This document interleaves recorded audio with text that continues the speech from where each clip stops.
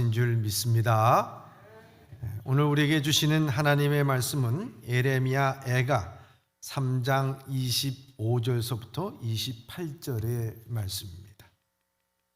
저와 여러분이 함께 한 목소리로 합독하도록 하겠습니다. 시작. 기다리는 자들에게나 구하는 영혼들에게 여호와는 선하시도다. 사람이 여호와의 구원을 바라고 잠잠히 기다림이 좋도다. 사람은 젊었을 때에 멍에를 매는 것이 좋으니 혼자 앉아서 잠잠할 것은 주께서 그것을 그에게 메우셨음이라. 아멘.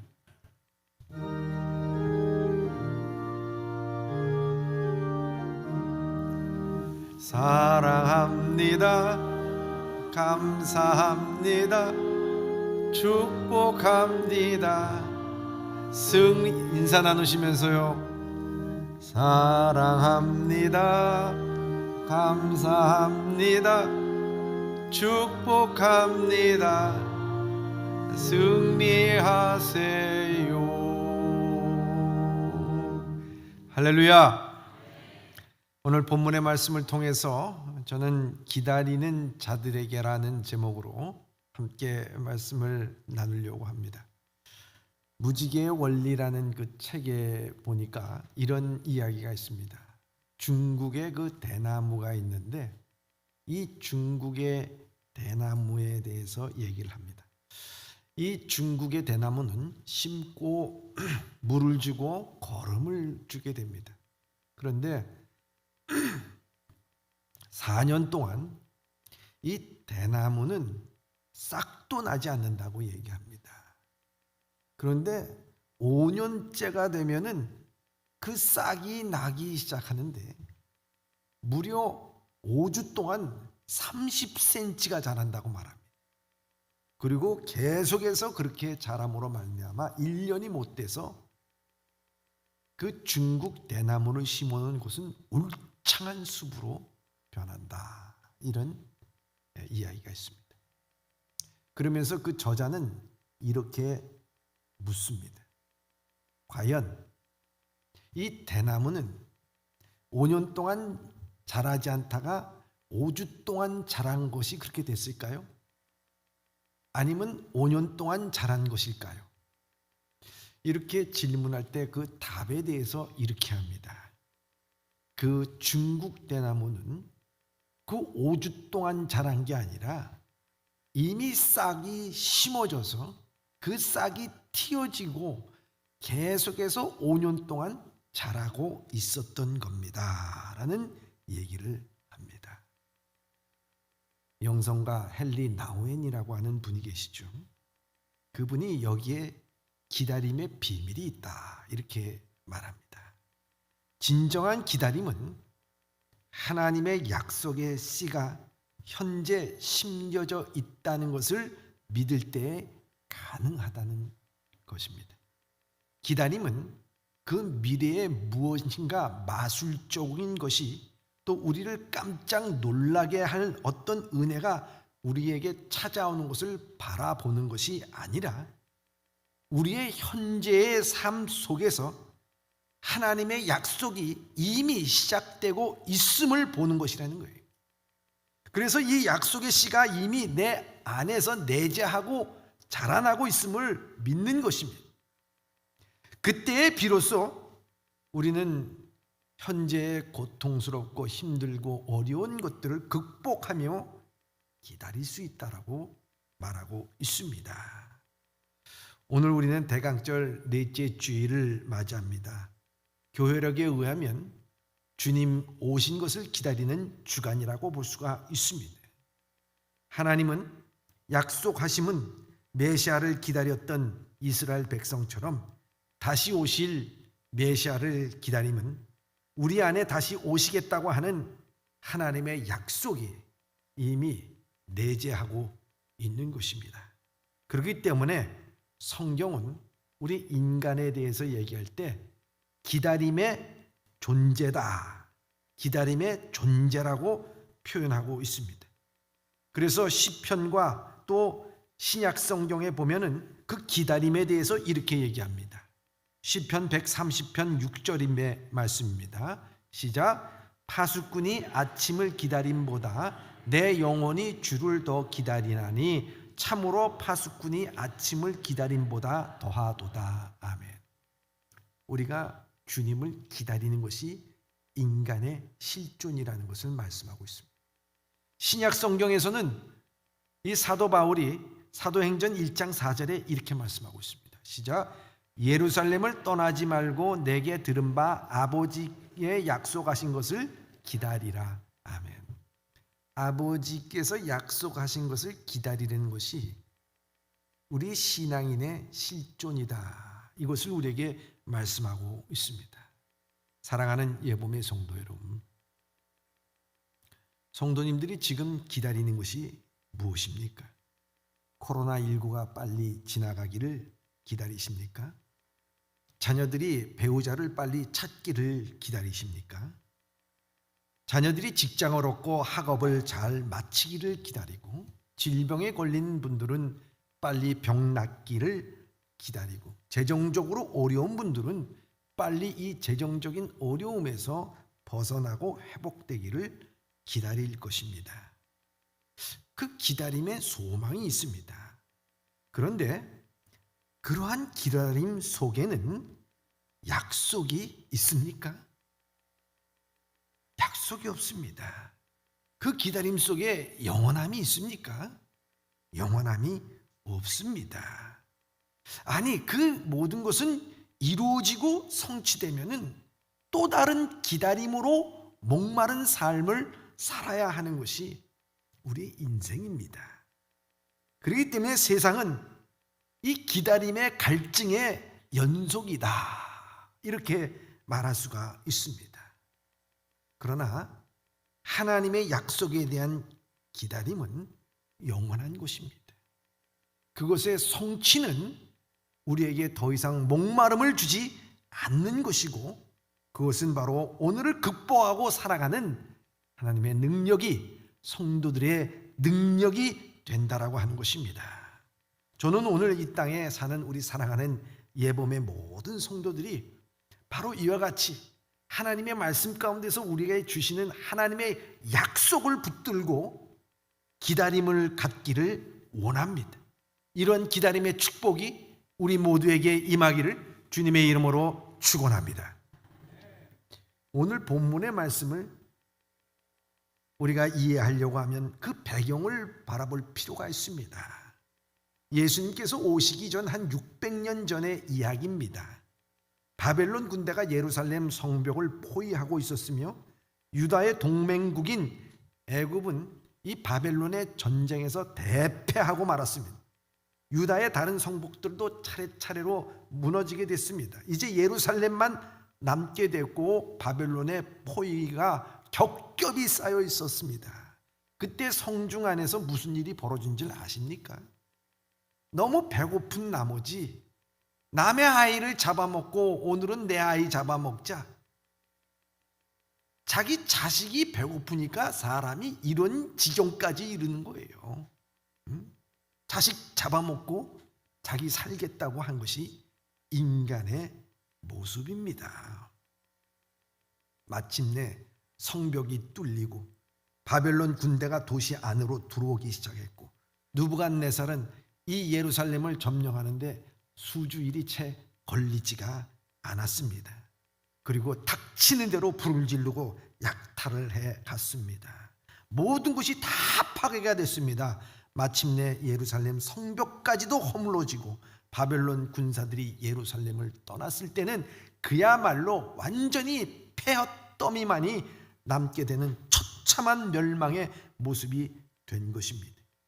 예레미야는 그것을 목독한 것입니다. 그 광경을 본 것입니다. 그러고 난 다음에 이 애가서 슬픈 노래를 지은 것입니다. 예루살렘이 처참에 멸망당한 것에 대한 반응입니다. 하나님께서 이 백성을 버리시고 그들을 향한 은혜를 거두신 것에 대해서 심리적으로, 영적으로 그 고통을 표현한 것입니다. 그런데 그 고통을 표현하면서 한탄하고 슬픔에 젖어서 눈물로 진 시가 아니라 그 시 속에서는 희망의 끈을 놓지 않습니다. 그 희망의 끈이 과연 무엇입니까? 기다림이라고 하는 것입니다. 하나님의 약속에 대한 기다림이라고 하는 것을 말씀하고 있습니다. 기다리는 시간은요, 무기력한 시간이 아닙니다. 이 기다리는 시간은 진짜 용기 있는 시간입니다. 용감한 시간이라고 말할 수가 있습니다. 여러분, 성전에서 메시아 오심을 기다렸던 안나 선지자, 오랜 기다림 끝에 예수 그리스도, 아기 예수 그리스도를 만날 수가 있었습니다. 그것은 기다림에 대한 용기가 있었기 때문입니다. 좌절하지 않았기 때문입니다. 기다림은 약속을 굳게 붙잡는 일입니다. 하나님께서 불확실한 상황 속에서도 주의 음성에 귀를 기울이고 지시를 따르며 당당히 서라고 말씀하시기 때문이라 하는 것입니다. 오늘 이 시간에도 이 예레미야 선지자의 기다림의 신앙이 이 시간 우리 예범의 성도들에게도 똑같이 임하기를 주님의 이름으로 축원합니다.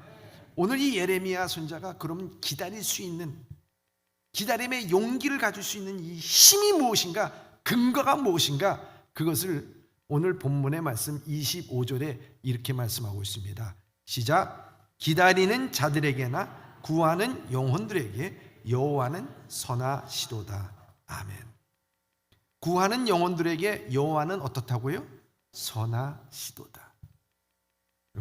예레미야 선지자는 폐어더미와 절망과 아픔 속에서 기다리는 자들은 하나님의 선하심을 믿어야 한다는 말씀을 하는 것입니다. 왜 우리에게 이런 고난을 주셨는가? 왜 우리에게 이 고난을 피할 길을 또한 주시지 않았는가? 내 인생이 왜 이렇게 꼬였는가? 나는 왜 번번이 좌절할 수밖에 없는가? 현실 앞에서 좌절하는 자에게 이 답이라고 하는 것이 뭐겠습니까? 그것은 바로 하나님은 선하시다 하는 것입니다. C.S. 루이스라고 하는 기독교 작가가 있죠. 그분은 이런 말을 합니다. 나는 당신께 인생에 대해서 많은 질문을 했지만 그 질문의 답은 결국 당신이었습니다 라는 말을 합니다. 인생을 살다 보면 이해되지 않는 많은 일들이 내 인생 가운데 일어나게 됩니다. 왜 이런 일이 나에게 일어났습니까? 왜 이런 일이 세상에 일어나고 있습니까? 난 도저히 이해될 수 없습니다라는 것을, 인생의 많은 질문을 하나님 앞에 하게 됩니다. 그랬을 때 궁극적으로 깨달아지는 것은 뭐냐면 그 답은 어떤 결과나 응답이 아니라 하나님이 답이라고 하는 것을 말하고 있는 것입니다. 그래서 우리가 바라는 결과를 하나님께로부터 얻는 것이 아니라 하나님의 선하심을 믿는 것이 답이라고 하는 것입니다. 그래서 그는 이렇게 얘기합니다. The life is question, the God is answer. 인생은 물음이요 하나님은 답이다. 이렇게 말씀합니다. 다윗이요 시편 23편 6절에 이렇게 말씀하고 있습니다. 시작. 내 평생의 선하심과 인자하심이 반드시 나를 따르리니 내가 여호와의 집에 영원히 살리로다. 아멘. 다윗은 자기 집에서 사랑받지 못했어요. 대우받지도 못했습니다. 존경받지도 못했습니다. 존중받지 못했어요. 근데 하지만 그것이 오히려 그를 오직 하나님께 매달리게 하고 철저한 예배자로서 훈련을 시켜주십니다. 왕으로 선택받은 것에 대한 겸손해질 수밖에 없게 만들었습니다. 다윗은 특별히 잘못한 것도 없는데 사울의 칼날을 피해 도망자의 생활하고 동굴에서 10년 동안 살아야만 했습니다. 하지만 이것이 그를 빛나는 영성으로 이끌었습니다. 빛나는 영성으로 이끄는 것이 무엇입니까? 그가 모든 고난을 이겨내고 기다릴 수 있었던 것이 무엇입니까? 그는 시편 23편 6절에 우리에게 말씀하지 않습니까?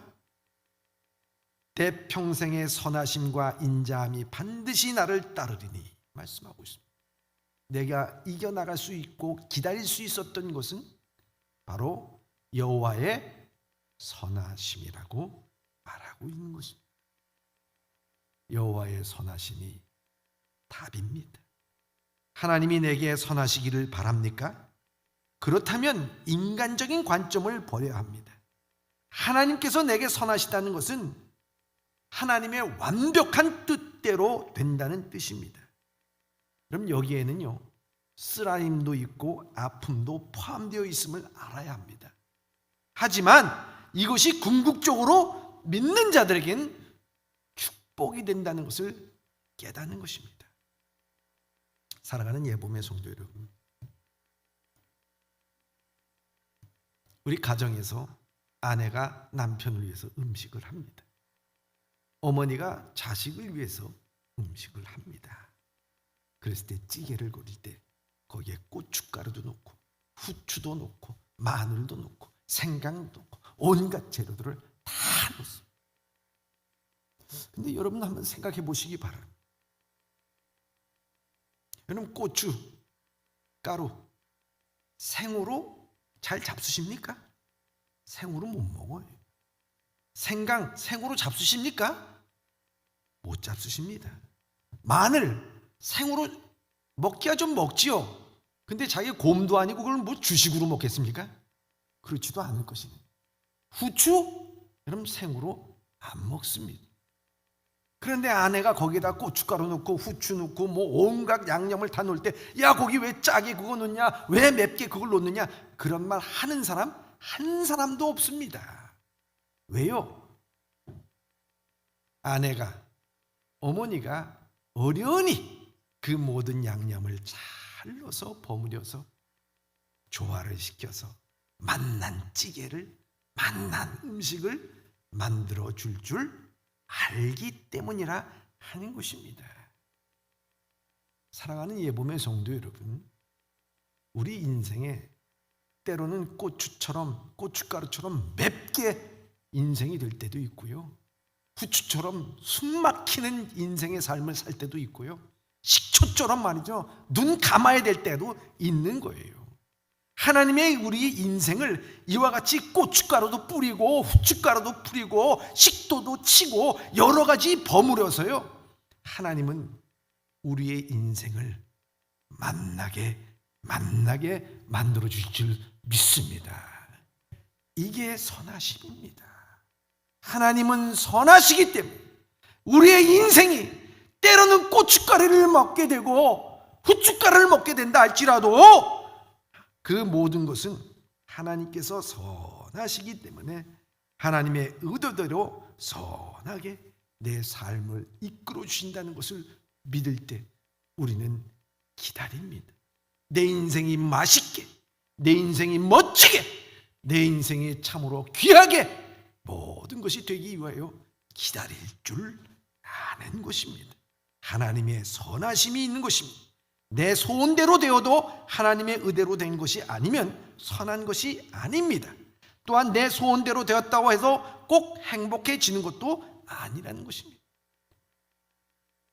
일개의 목동인 다윗이 이스라엘의 왕이 된 것은 자기 아버지의 눈에 들지 못했지만 하나님 마음에 콕 드는 사람이 된 것, 사람들로부터 수없이 버림을 받았지만 하나님은 그를 철저히 지켜주시고 높여주신 것, 그 이유가 뭐가 있겠습니까? 그가 특별했기 때문에요? 아닙니다. 그 이유는 단 한 가지입니다. 하나님은 선하시기 때문에. 명심하시기 바랍니다. 하나님은 선하십니다. 오늘 내가 지은 죄대로 하나님께서 다 갚지 아니하시는 이유는 하나님은 선하시기 때문입니다.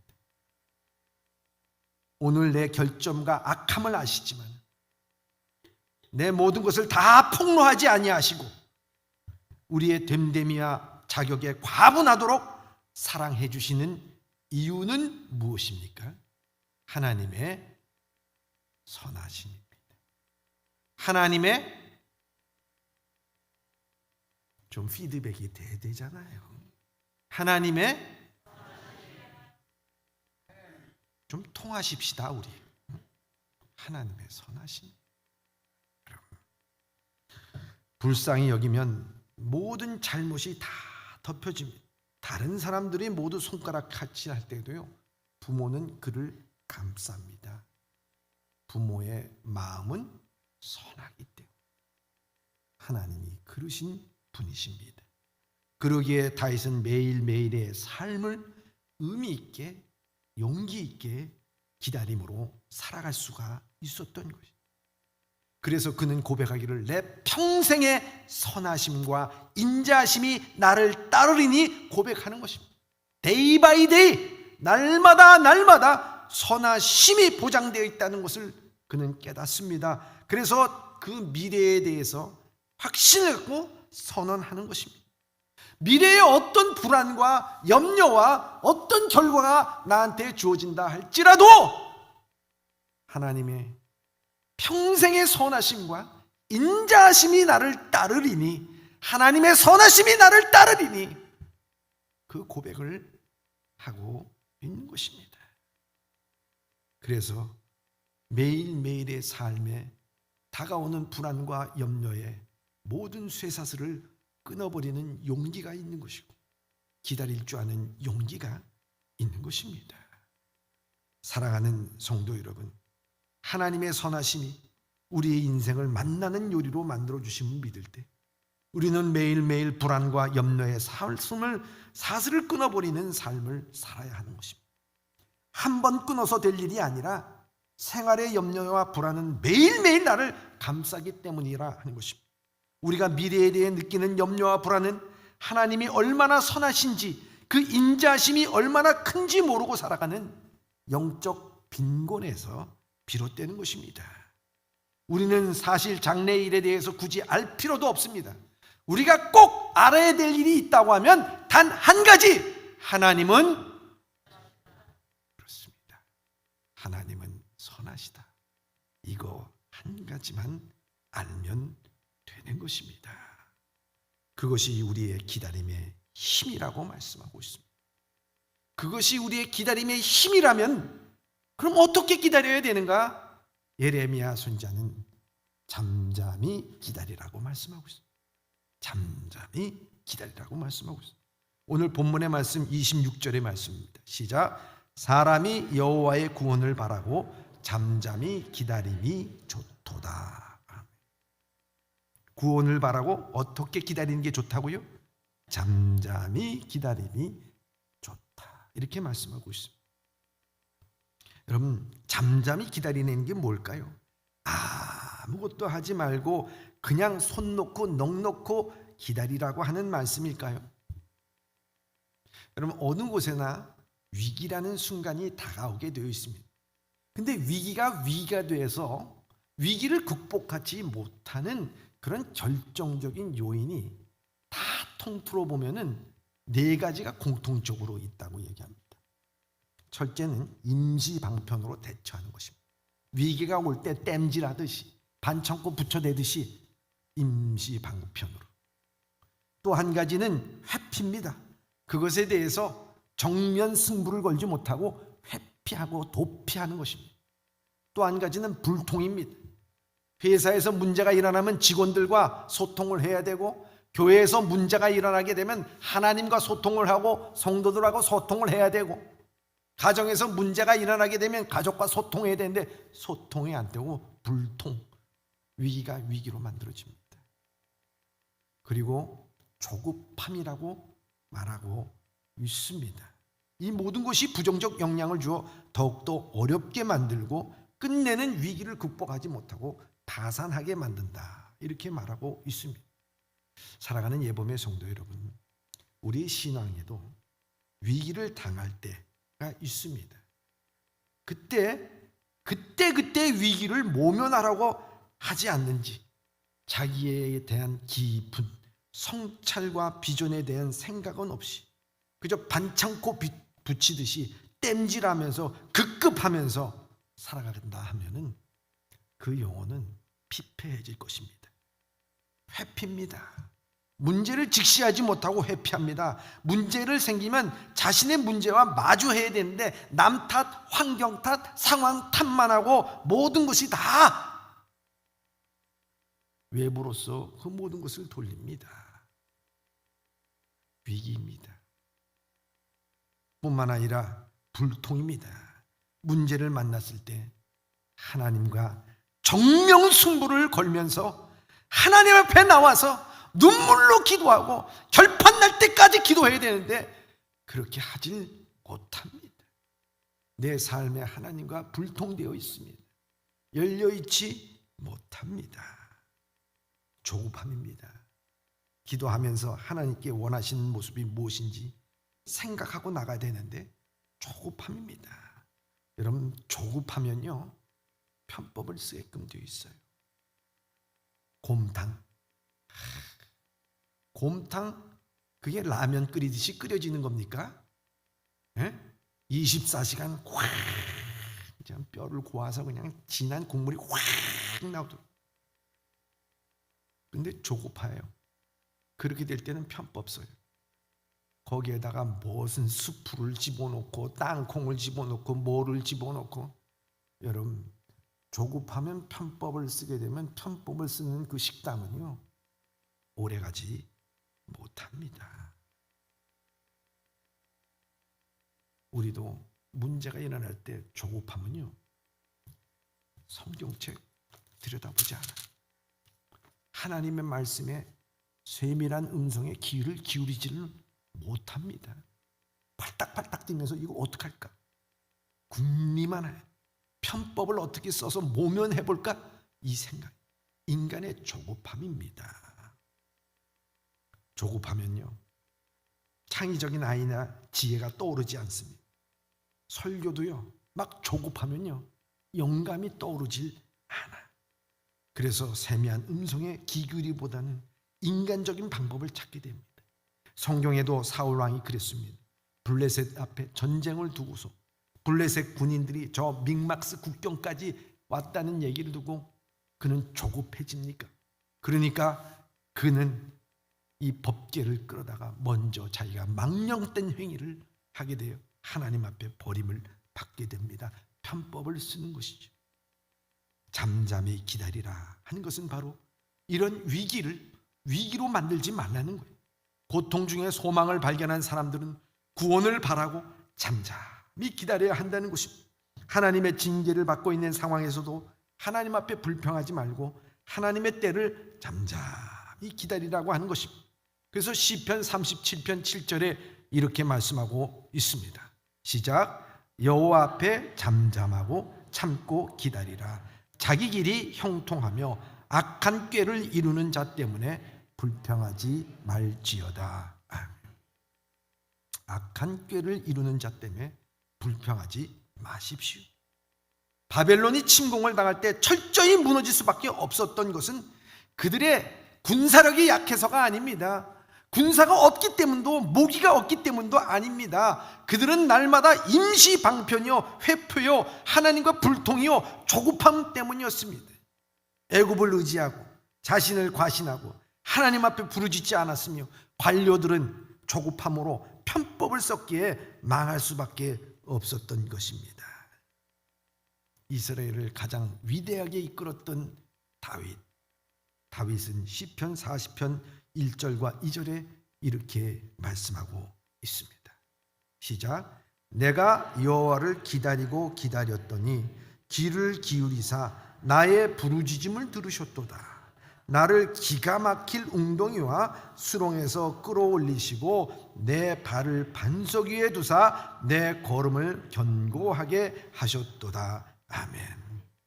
다윗 어려울 때 주님 앞에 부르짖고 기다리고 기다렸습니다. 기다리고 또 기다렸어요. 믿음을 잃지 않고 용기 있게 기다렸어요. 조급하지 않았어요. 불통하지 않았어요. 기다렸어요. 그러니까 기가 막힐 웅덩이 그리고 수렁과 같은 곳에서 나를 끌어서 단단한 반석 위에 누셨다는 겁니다. 여러분, 하나님께서 쓰시고자 하는 위대한 사람, 아니 우리 모두는 이 기다림의 승패가 갈린다고 하는 것입니다. 성경은 여호와를 잠잠히 기다리는 사람 절대로 무능하다고 말하지 않습니다. 오히려 복을 받을 것이라고 말씀하고 있습니다. 이사야서 30장 18절의 말씀입니다. 시작. 그러나 여호와께서 기다리시나니 이는 너희에게 은혜를 베풀려 하시며 일어나시리니 이는 너희를 궁일이 여기려 하심이라. 대저 여호와는 정의의 하나님이시라. 그를 기다리는 자마다 복이 있도다. 아멘. 그를 기다리는 자마다 어떻다고요? 아멘. 여러분, 우리만 기다리는 것이 아니라 하나님도 기다리시는 하나님이세요. 그래서 잠잠히 기다림은 하나님과 정면 승부를 거는 것이요, 현실을 직시하는 것이요, 임시방편이 아니라 하나님의 원대한 구원하심을 믿는 것이요, 편법이 아니라 전공법으로 사는 것이요, 그 기다림은 용기가 생기고 당당해지고 비굴해지지 않으며 낙심하지 않는 것입니다. 제가 여기 산책길로 갈 때 보면은 저 도독산 앞에 보면요, 그 위가 이제 도독산이라고 거기 벌이 있는 모양이에요. 양봉업자들이 거기서 이제 벌을 칠 때가 있습니다. 근데 제가 이거 이렇게 가만 보니까요, 그 양봉업자들이 꿀이 얼만큼 됐나 보기 위해서, 또 그것을 갈아주기 위해서, 꿀을 따기 위해서 그 판을 이렇게 들 때 보니까 막 그 벌떼들이 윙 하면서 그 양봉업자에게 달라붙는 것을 볼 수가 있어요. 때로는 그분들이 망사를 끼고도 하지만요, 망사 벗고 할 때도 참 많이 들어요. 근데 우리는 벌만 나타났다고 하면은 벌이 여기 붙었다 그러면 여러분들 어떡하십니까? 쏘일까봐 그냥 막 아이고 벌이 그러지 않습니다. 근데 그분들 보니까요, 벌이 여기 이렇게 붙어도요 꼼짝하지 않고 의연하게 자기 할 일 다 하고 마치더라고. 그러고 나갈 때 보니까 벌이들이 다 떨어져 가지고 다시 벌통으로 들어가요. 한 군데도 이 벌에 쏘인 자국이 없는 것을 볼 수가 있습니다. 전 그때 깨닫습니다. 그렇구나. 우리의 잠잠히 기다린다고 하는 것이 난리가 나고 위기가 날 때마다 우리가 어떡하냐고 팔딱팔딱 뛸 때마다 사단은 아마 좋아할 것입니다. 아니, 부추길 것입니다. 여러분, 욥이 고난당한 것을 생각해 보시기 바랍니다. 세 친구가 와서 부추겼어요. 아내까지 와서 내가 믿는 하나님을 저주하고 죽으라고 그랬습니다. 그때 욥은 어떻게 했습니까? 의연했습니다. 욥기 1장 21절 22절을 보겠습니다. 시작. 이르되 내가 모태에서 알몸으로 나왔은즉 또한 알몸으로 그리로 돌아올지라. 주시니도 여호와시요 거두시니도 여호와시니 여호와의 이름이 찬송을 받을지니이다 하고, 이 모든 일에 욥이 범죄하지 아니하고 하나님을 향하여 원망하지 아니하니라. 온갖 수모를 다 당하고 모든 것이 다 빼앗기고 몸에는 아창이 나서 기엇장으로 북북 끓고 있을 때에도 그 세 사람이 와서 너 뭔가 하나님 앞에 잘못한 거 아니야? 하면서 그걸 추궁을 해도 그가 얘기한 길을, 여보게나 우리 원래 가지고 온 게 없는 사람들인데 뭐 그거 하나님께서 주신 것 잠깐 누렸을 뿐인데 뭘 그렇게 그거 갖고 마음 쓰나. 사랑하는 예범의 성도 여러분, 억울할 때가 있죠. 힘들 때가 있어요. 재정적으로도 그렇고 질병으로도 그렇고 누구한테 뭘 얘기를 들을 때도 그렇고요. 여러분 이 땅에 태어날 때 금수저 물고 태어난 사람 있습니까? 없어요. 여러분들이 가진 거, 여러분들 그것이 빼앗겼다고 손해봤다고 억울해하지 마십시오. 여러분들은 원래부터 왈몸으로 왔어요. 하나님께서 오늘도 생명을 주셔서 살게 하신 것 뿐이에요. 그렇다면 오늘 우리의 역경을 바라보면서도 의연하게 그걸 하나님께서 인도하여 주신 선하신 뜻대로 생각하며 잠잠히 기다릴 수 있는 믿음이 있어야 되지 않겠습니까? 아브라함은 하나님께서 약속을 해주시고 난 다음에 25년간을 기다려서 이삭 하나를 얻었어요. 그것도 또 바치라고 얘기해요. 그러나 그 모든 일을 했습니다. 모세는요, 하나님께서 이스라엘 백성들을 이끌기 위해서 80년 동안 당금질했어요. 기다렸어요. 참자. 그거보다도 노아는요, 세상의 온갖 조롱을 들으면서요 120년 동안 여러분 방주를 졌어요. 기다렸어요. 잠잠히 기다렸습니다. 여러분, 잠잠히 기다린다는 게 뭐겠습니까? 중심을 잃지 않았다는 것입니다. 거기에는 용기가 있습니다. 힘이 있습니다. 조급함이 없습니다. 임시방편이 아닙니다. 땜질하는 신앙이 아닙니다. 거기에는 회피하고 도피하는 것도 불통하는 것이 아니라고 하는 것입니다. 그래서 예레미야 선지자는요, 잠잠히 기다리는 것에 대해서 하나님과 함께 멍에를 메었다는 표현을 쓰게 됩니다. 오늘 본문의 말씀 27절에서 28절의 말씀입니다. 시작. 사람은 젊었을 때에 멍에를 메는 것이 좋으니 혼자 앉았을 때에 잠잠한 것은 주께서 그것을 그에게 메우셨음이라. 아멘. 사람이 젊었을 때 멍에를 메는 것이 왜 좋다라고 얘기하고 있을까요? 그건 예수님께서 우리에게 해주신 말씀에 답이 들어있어요. 마태복음 11장 29절에서 30절에 보면 이렇게 말씀하고 있습니다. 시작. 나는 마음이 온유하고 겸손하니 나의 멍에를 메고 내게 배우라. 그리하면 너희 마음이 쉼을 얻으리니 이는 내 멍에는 쉽고 내 짐은 가벼움이라 하시니라. 아멘. 여러분, 여기 보면 주님께서는요, 수고하고 무거운 짐진 자들아 다 내게로 오라. 내가 너희를 쉬게 하리라. 이 말씀을 하시면서 내게 와 멍에를 메고 내게 배우라. 이런 말씀. 그때 쉼을 얻는다는 말씀하고 있어요. 이게 유대인들이 농경상에서요, 이 밭을 갈 때는요, 우리나라는 그 물이 넉넉하기 때문에 이 쟁기가 들어가가지고 밭을 갔는데 쉬워요. 근데 이 팔레스타인 지방에는요, 딱딱하게 굳은 땅입니다. 비가 오지 않는 땅에 대해서 그 밭을 갈아야 되니까요, 이 소 한 마리 갖고서는 힘에 붙여요. 그리고 씨앗을 뿌려서 거기서 나는 거예요. 그렇기 때문에 항상 겨리소, 소 2마리가 멍에를 함께 맨다는 거예요.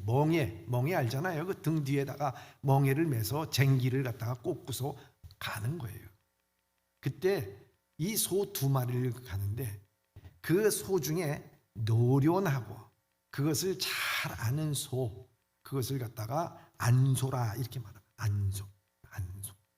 그리고 잘 알지 못하지만 어린 소, 힘이 있고 혈기가 왕성한 소를 갖다가 마리소라 이렇게 말합니다. 그래서 항상 이 밭을 갈 때는 안소와 마리소를 함께해서 간다는 거예요. 그러면 마리소는 어떻게 하느냐?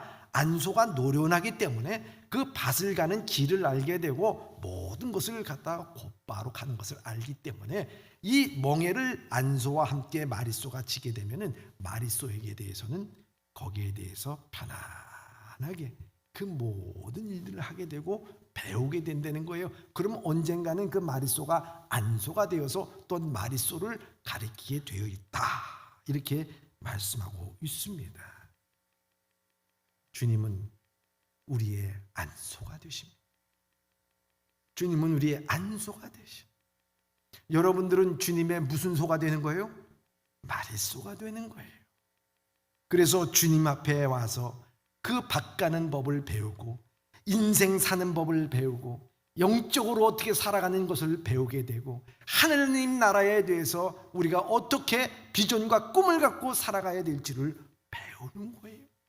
그래서 거기에 온유하고 선한 것을 배우고 나갈 때 내 마음에 참 평안이 있습니다. 내 마음에 참 기쁨이 있습니다. 여러분, 젊은 혈기로 살면은요 세상 못 삽니다. 힘들어지게 됩니다. 기다리지 못합니다.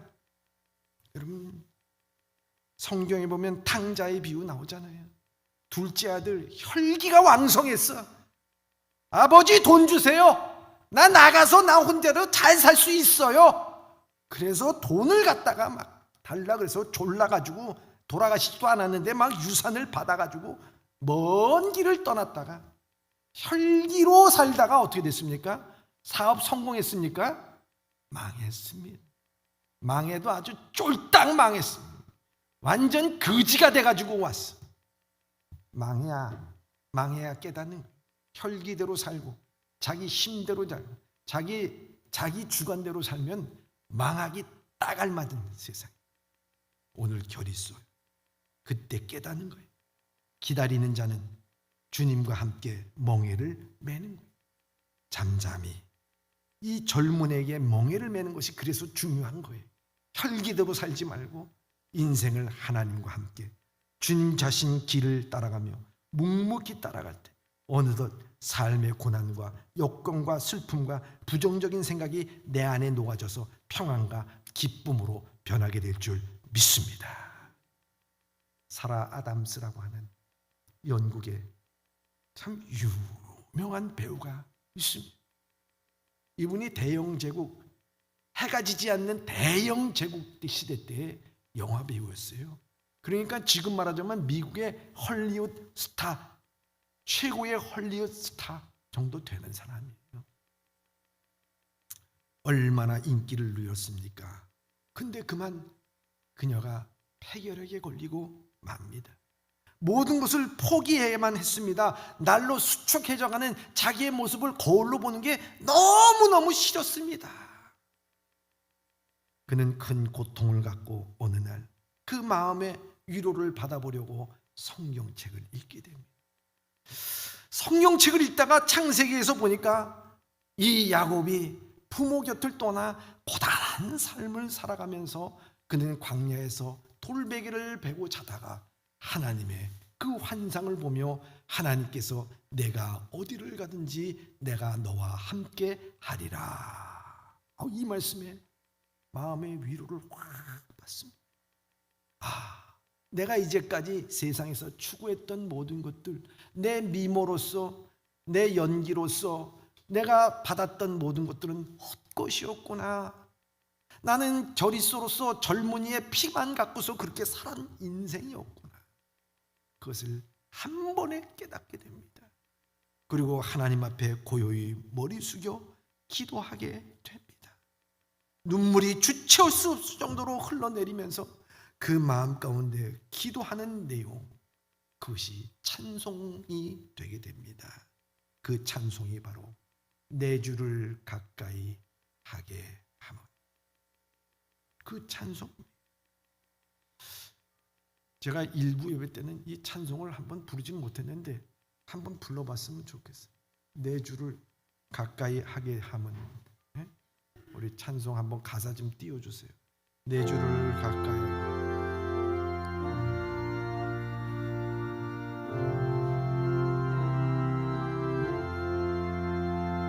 내 주를 가까이 하게 함은 십자가 짐 같은 고생이나 내 일생 소원은 늘 찬송하면서 주께 떠나가기 내 고생하는 건 옛 야곱이 내 고생하는 것 옛 야곱이 돌베개 베고 잠갔습니다.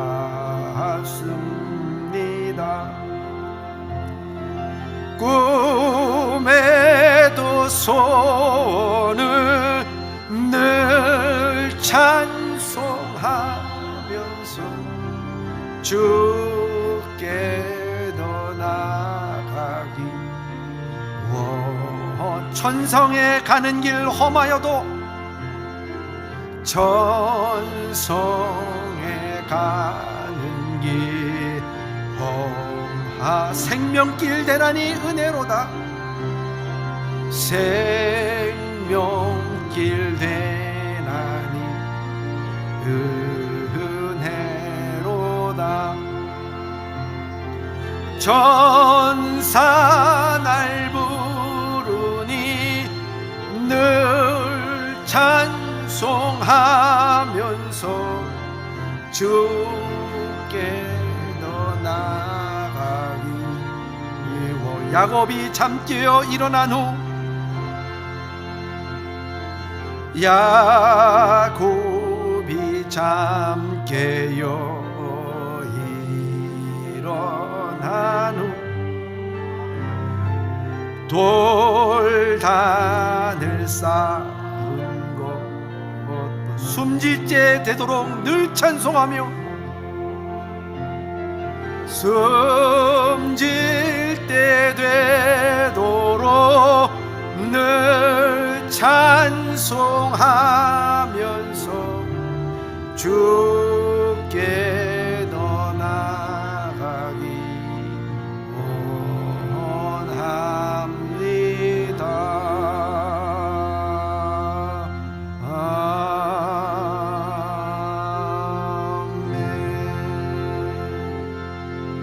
아멘. 사랑하는 예봄의 성도 여러분, 우리가 다시 오실 주님을 기다릴 때 우리 안에 있는 약속을 붙잡고 용기 있게 우리가 잠잠히 우리가 조급해하지 말고 불통하지 말고 회피하지 말고 임시방편으로 살지 말고 하루하루를 주님과 함께 멍에를 메고 불안과 염려와 부정적인 생각을 끊어버리고 날마다 소망의 삶을 살아가는 예봄의 성도들이 되시길 주님의 이름으로 축원합니다. 기도하겠습니다. 다시 오실 주님을